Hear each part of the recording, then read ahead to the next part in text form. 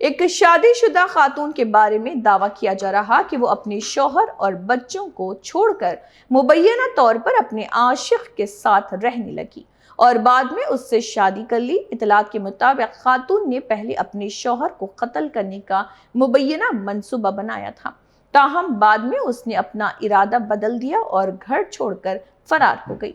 इस वाक़े ने मुकामी सतह पर सनसनी फैला दी है। पुलिस की जानिब से मामले की मज़ीद तहक़ीक़ात जारी है।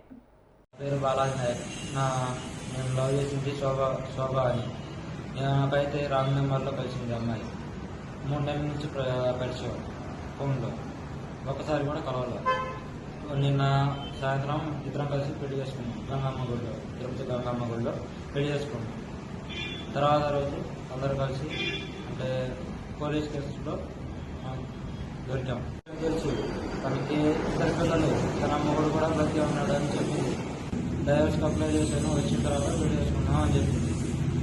నీకు పెళ్ళైందా? నాకు పెళ్లి కాలేదు. నాకేమో 22 సంవత్సరాలు, తనకేమో 32 అలా ఉండొచ్చు అనుకుంటున్నా. మరి నీకన్నా పెద్దది కదా? పెద్దది. తన వచ్చి చేసుకో పెళ్లి చేసుకో అని తన బలవంతంతో వచ్చేసాడు. నాకు నువ్వు కావాలి, నువ్వు లేకపోతే నేను చచ్చిపోతా అని చెప్పి. అదే టైంలో భర్త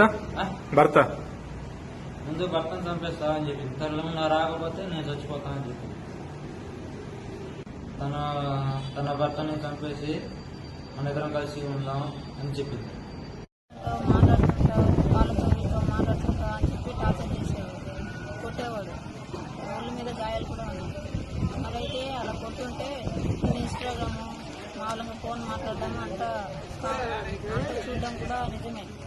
నేను చెప్పా, అవును ఇన్స్టాగ్రామ్ చూస్తా, ఫేస్బుక్ చూస్తా, నేను ఆ ఫోన్లో మా ఫ్రెండ్స్తో మాట్లాడతా, ఇలా అంతా నీ ముందరనే కూడా చేస్తా, ఎందుకు ఇలా అంతా అనుమానిస్తావు, ఎందుకు ఇలా కొడతావు తిడతావు అని అడిగా. ఆయన కూడా అతనికి నా మీద అనుమానం అయిపోయింది, కొట్టడం తిట్టడం స్టార్ట్ అయింది. మరైతే ఇన్స్టాగ్రామ్లో ఒక అబ్బాయి పరిచయం అయితే ఇంకా ఇతను ఇలా చేయడం నిజమే కదా అని చెప్పి ఆ అబ్బాయితో వచ్చేసి అతన్ని బయట వినుకొండ దగ్గర కంట్రీకా అంటే జస్ట్ క్యాజువల్గా దెబ్బలు నన్ను కొట్టాడు కదా, ఎందుకు ఇలా నిన్ను ఇలా చంపే బదులు అతన్ని ఎవరైనా చేస్తే అలాగే నొప్పి వస్తుంది కదా అనేసి క్యాజువల్గా మాట్లాడుతున్నాం అంతే. అలా చేసే వాళ్ళం అయితే ఎందుకు తాళి కట్టించుకుంటాం? ఏమని చెప్పినారు క్యాజువల్ గా? అతన్ని చంపేసి గాయాలు చూశారు కదా, గాయాలు చూస్తే అతన్ని చంపేసి జైలుకి వెళ్తాను. మరైతే నేను అలా ఎందుకు చేయడం, అది నిజం చేస్తావా అబద్ధం చేస్తావా అని అడిగా అంతే.